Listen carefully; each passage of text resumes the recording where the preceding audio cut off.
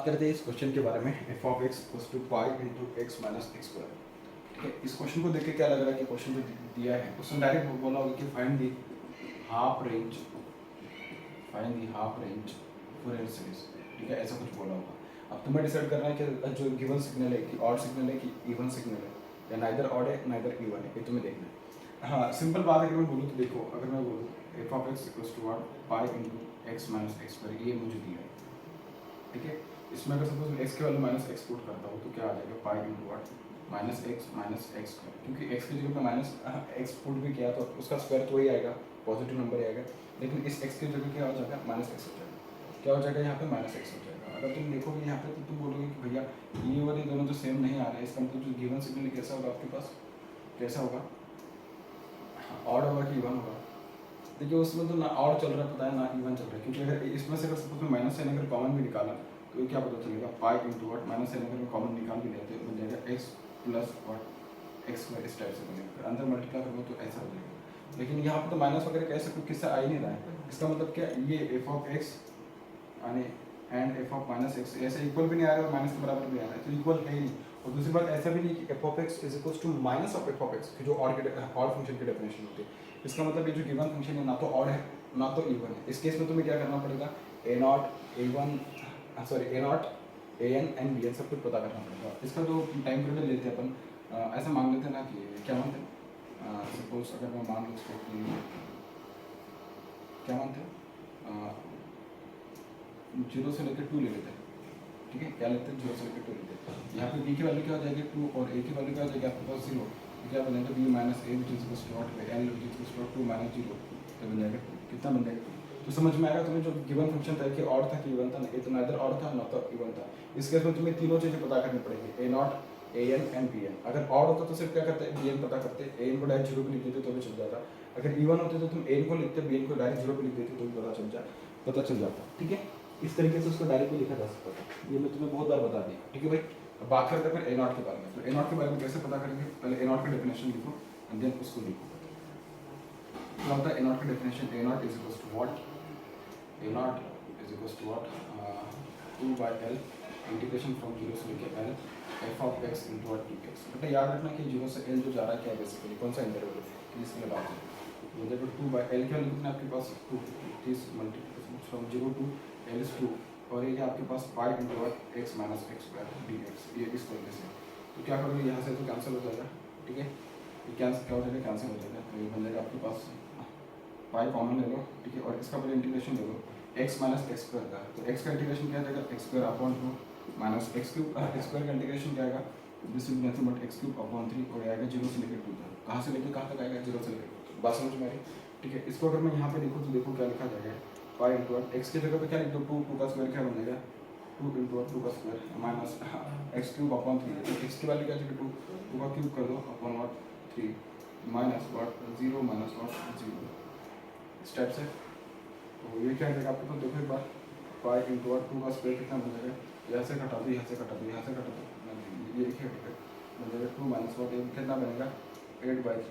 ये क्या बनेगा आपके पास 8/3, 2 का क्यूब 8 आता है ना, इस तरीके से। तो 6 माइनस 8 माइनस 2 अपॉन व्हाट 6, क्या होगा माइनस 2 अपॉन 6। ठीक है ना, 6 minus 8 is minus 2 upon 6 which is equals to what minus 5/3 which is equals to what minus 5/3। यहाँ से जो ए नॉट की वैल्यू तुम्हारे पास आई है A nought is equals to what this is equals to minus 5/3। ये क्या आपके पास माइनस 5/3 आ रहा है।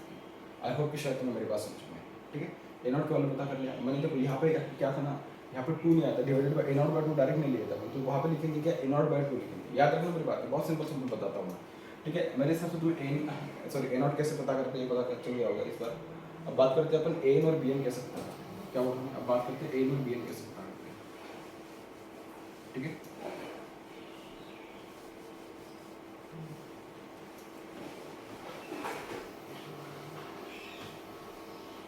तो वो तो बहुत ही आसान है यार, ए एन और बी एन का मतलब क्या लगता है, एकदम सिंपल। ए एन का मतलब देखो A N equals to integration from 0 to L और ये क्या आ जाएगा आपके पास F of X into cos of N by X upon L.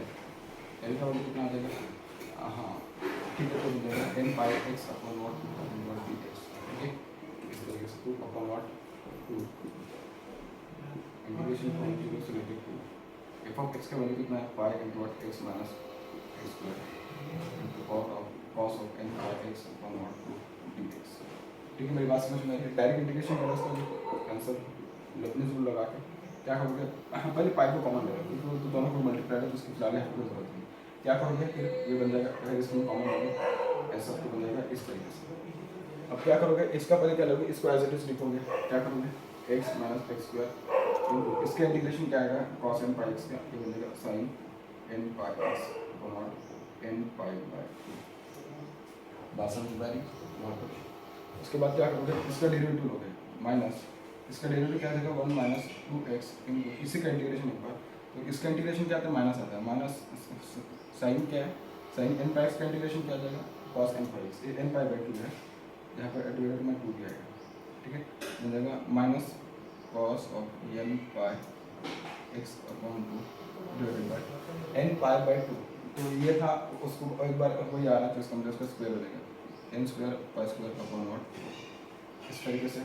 उसके बाद क्या करेंगे, प्लस ये माइनस था यहाँ पे आएगा प्लस, इसका इंटीग्रेशन डेरिवेटिव जो है इसका क्या जाएगा माइनस 2, तो बनेगा minus 2 into minus cos of N pi X upon 2, तो इसका इंटीग्रेशन क्या आ जाएगा minus sine N pi X upon 2 divided by what, एक बार फिर से एन पाई बाई 2 आ जाएगा, तो ये क्या बन जाएगा इसका क्यूब बन जाएगा N cube by cube upon what 2 का क्यूब आ जाएगा 8 इस तरीके से।